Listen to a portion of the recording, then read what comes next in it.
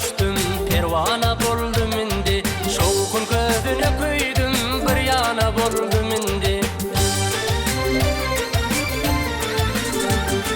Cisnim kebaba döndü, bir yana boldum indi. Genç isteyenler gelsin, veyrana boldum indi.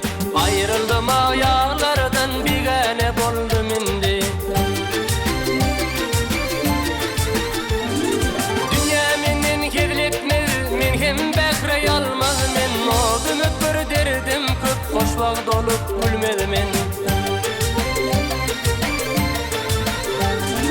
Ağır baka elini, altın pulgay almaz men. Top kaydı düşman, kaydı farkını del bilmez men.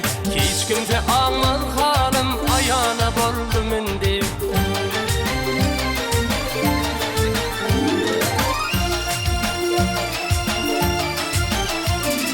Bir mukama duş oldum, fikranda fikre battı.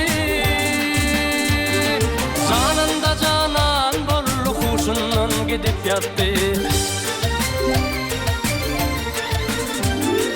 Ceset yolu yok bollu, kömüleden unuttu. Aşk boşun yığıp gelip, akıl mülkün dağıttı. Ağlama bir baklım, divana boldum indi.